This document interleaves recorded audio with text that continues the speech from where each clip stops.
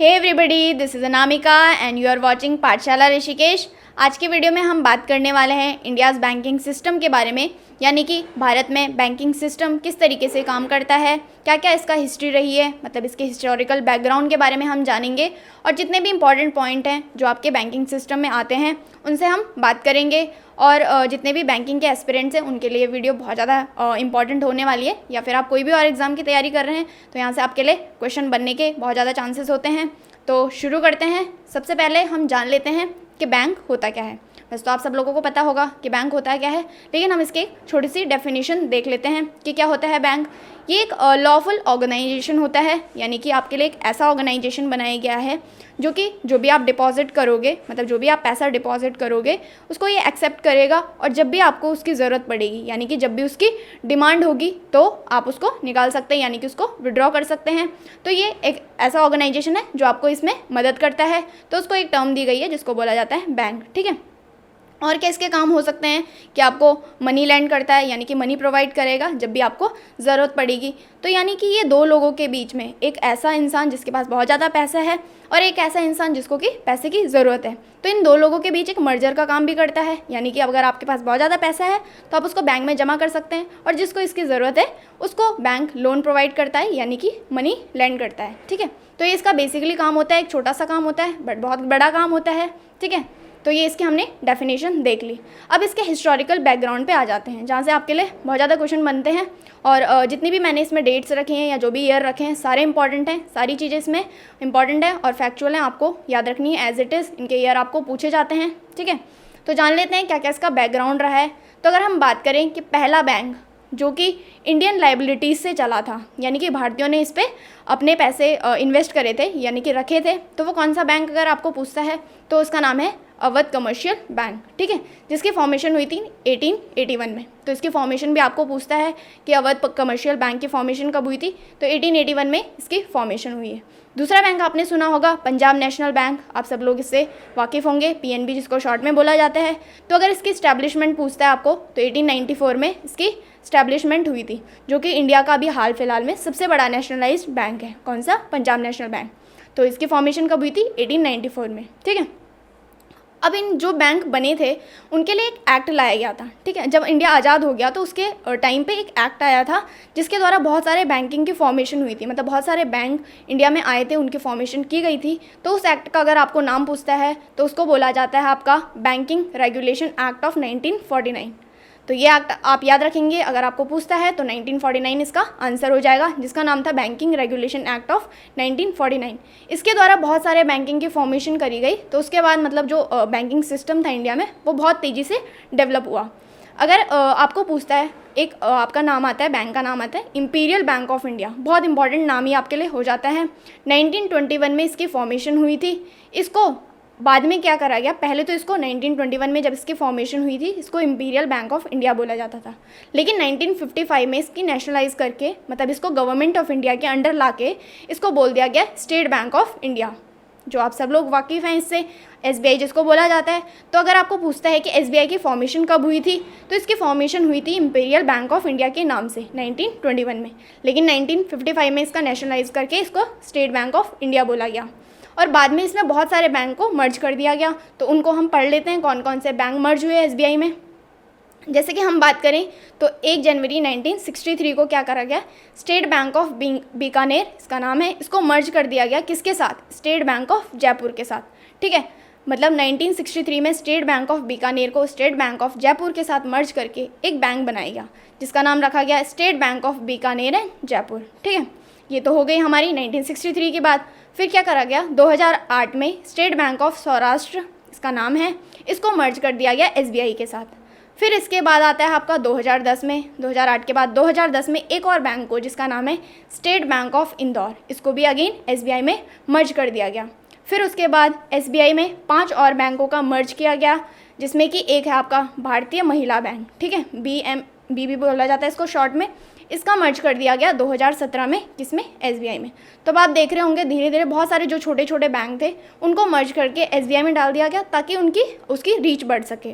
तो आपको पूछता है कि इनके मर्जर, आपको ईयर पूछ सकता है कि ये वाला बैंक इसमें कब मर्ज हुआ, तो मैंने सारे ईयर आपके लिए यहाँ पे ऐड करे हैं, आप इनको याद कर लेंगे एज इट इज़। तो ये था एक छोटा सा हिस्टोरिकल बैकग्राउंड बैंकिंग सिस्टम का।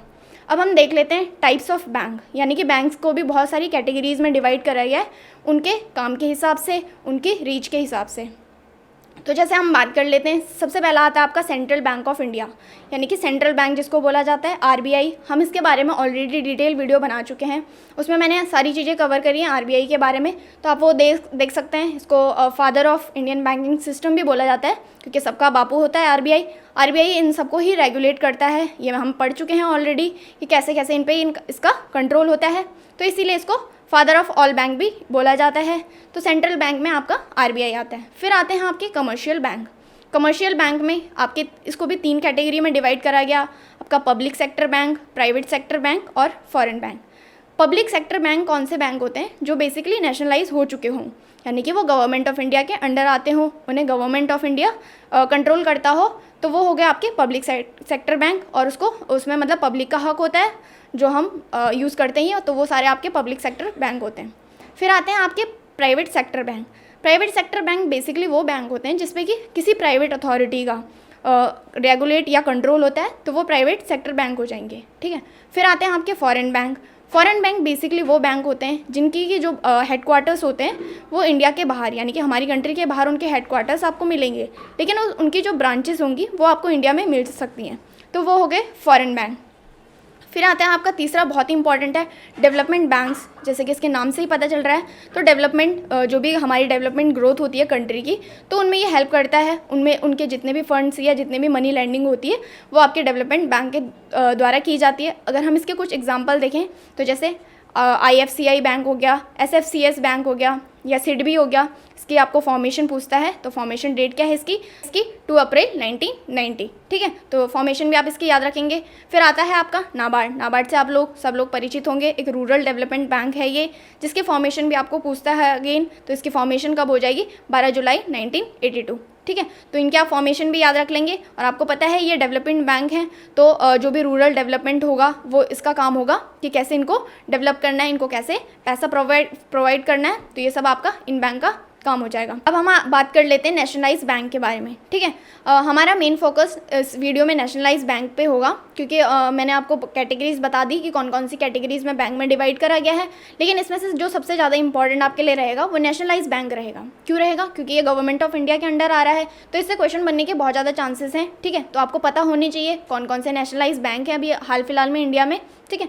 सबसे पहले इसकी डेफिनेशन देख लेते हैं कि क्या होता है नेशनलाइज बैंक। वैसे मैंने आपको पिछली वीडियो में भी बता दिया है, लेकिन मैं यहाँ पे फिर से आपको बता देती हूँ। तो नेशनलाइज बैंक बेसिकली वो बैंक होते हैं कि जो पहले तो खोले गए होंगे किसी प्राइवेट अथॉरिटी के द्वारा, यानी कि किसी के पास बहुत ज़्यादा पैसा था, उसने क्या करा, कोई बैंक खोल दिया, ठीक है।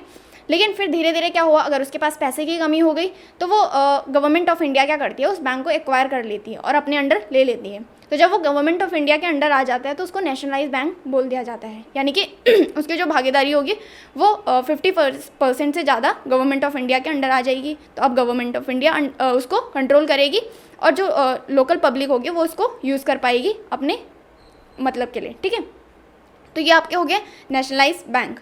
अब हम अभी जो हाल फिलहाल में हैं वो 12 टोटल ऐसे बैंक हैं जो नेशनलाइज हैं इंडिया में, तो हमें उनके नाम, उनके हेडक्वार्टर्स और उनकी टैगलाइन, ये हमारे लिए तीनों चीज़ें बहुत ज़्यादा इंपॉर्टेंट है। यहाँ से डायरेक्टली क्वेश्चन बनते हैं, आपको कोई बैंक का नाम दे दिया जाएगा और उसकी आपको टैगलाइन पूछ दिया जाएगा। बैंकिंग के जो भी एस्पिरेंट्स हैं उनको पता होगा कि इस तरीके के क्वेश्चन आपके लिए बनते हैं। तो अभी 12 टोटल बैंक हैं, इनके आपके लिए मैंने इनके नाम, इनके हेडक्वार्टर्स और इनकी टैगलाइन लगाई है, तो पढ़ लेते हैं वो। जैसे कि सबसे पहला है आपका पंजाब नेशनल बैंक। इसके आपको हेडक्वार्टर न्यू दिल्ली में मिलेंगे और इसकी टैगलाइन क्या है, the name you can bank upon, ठीक है। तो तीनों चीज़ें आपको याद रखनी है, बैंक का नाम, हेडक्वार्टर और टैगलाइन। दूसरा है इंडियन बैंक, जिसके हेडक्वार्टर आपको चेन्नई में मिलेंगे और इसकी टैगलाइन है योर टेक फ्रेंडली बैंक। फिर आता है आपका SBI, यानी कि state bank of India, important है। इसके हेडक्वार्टर आपको मिलेंगे मुंबई में और इसकी टैगलाइन हो जाएगी with you all the way, ठीक है। फिर आता है कैनरा बैंक, इसके हेडक्वार्टर बेंगलुरु में मिलेंगे और टैगलाइन इसकी हो जाएगी टुगेदर वी कैन। फिर आता है आपका यूनियन बैंक ऑफ इंडिया, इसके आपको हेडक्वार्टर मिलेंगे मुंबई में और टैगलाइन इसकी हो जाएगी good people to bank with. इसी तरीके से इंडियन ओवरसी बैंक आता है, इसके आपको हेडक्वार्टर चेन्नई में मिलेंगे और इसके आपको टैगलाइन मिलेगी good people to grow with. तो ये कुछ बैंक और उनके हेडक्वार्टर्स और उनकी टैगलाइन है। ये कुछ और बैंक हैं, इनको आप स्क्रीनशॉट ले लेंगे, ठीक है, आपको पढ़ना है, याद करना है। तो आप इसका स्क्रीनशॉट लेके इसको याद करेंगे, इंपॉर्टेंट है आपके लिए, ठीक है। फिलहाल हम मूव कर लेते हैं कुछ और इंपॉर्टेंट पॉइंट्स पे जहाँ से डायरेक्टली क्वेश्चन बनते हैं, स्टैटिक क्वेश्चन आपके लिए बनते हैं, तो वो पढ़ लेते हैं। जैसे कि आपके लिए बनता है ओल्डेस्ट जॉइंट स्टॉक बैंक कौन है इंडिया का, तो इसका नाम है इलाहाबाद बैंक, ठीक है। इसी तरीके से एक और क्वेश्चन बनता है कि ऐसा कौन सा बैंक है जिसकी ब्रांच आउटसाइड इंडिया यानी कि इंडिया से बाहर पहली बार खोली गई, तो वो है आपका बैंक ऑफ इंडिया। कहाँ खोली गई, लंदन में 1946 में इसकी ब्रांच खोली गई थी, ठीक है। तो पहला ये एक ऐसा बैंक था जिसकी ब्रांच भारत से बाहर खोली गई थी। फिर आता है पहला बैंक जिसको कि ISO सर्टिफिकेट दिया गया।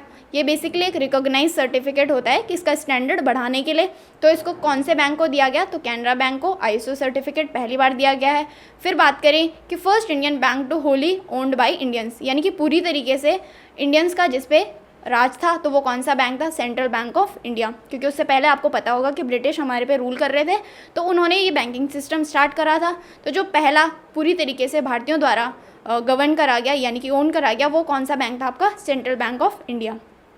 फिर आता है the bank formed on the efforts of Lala Lajpat Rai, यानी कि लाला लाजपत राय ने जो बैंक बनाया था वो कौन सा बैंक था आपका, पंजाब नेशनल बैंक। ये क्वेश्चन बहुत बार आपके एग्जाम में पूछा जा चुका है कि लाला लाजपत राय ने कौन सा बैंक फॉर्म करा था, तो पंजाब नेशनल बैंक इन्होंने फॉर्म करा था। इनको पंजाब केसरी भी बोला जाता है, तो ऐसे भी आप याद रख सकते हैं कि पंजाब नेशनल बैंक इन्होंने फॉर्म करा था, ठीक है। फिर आते हैं श्री GD बिरला, इन्होंने एक बैंक कंसीव करा था जिसका नाम था यूको बैंक। ये भी आपके नेशनलाइज बैंक की लिस्ट में आता है, तो इसलिए भी इम्पॉर्टेंट है। फिर आता है एक और पॉइंट है कि महात्मा गांधी द्वारा कौन सा बैंक, ठीक है। तो महात्मा गांधी जी ने 1919 में, मतलब अपने साउथ अफ्रीका से इंडिया लौटने के बाद 1915 में वापस आ गए थे ये, तो 1919 में इन्होंने बैंक की स्थापना करी। तो बैंक का नाम क्या है, यूनियन बैंक ऑफ इंडिया, ठीक है। फिर आता है the largest among nationalise bank, यानी कि जितने भी अभी हमारे पास 12 नेशनलाइज बैंक हैं, आप लोगों को पता है, तो उनमें से सबसे बड़ा नेशनलाइज बैंक कौन सा है, तो आपका हो जाएगा पंजाब नेशनल बैंक, ठीक है। तो ये जितने भी पॉइंट्स थे ये सारे इंपॉर्टेंट थे, आपको डायरेक्टली यहाँ से क्वेश्चन बनता है, तो आपको ये सारे याद रखने हैं, ठीक है।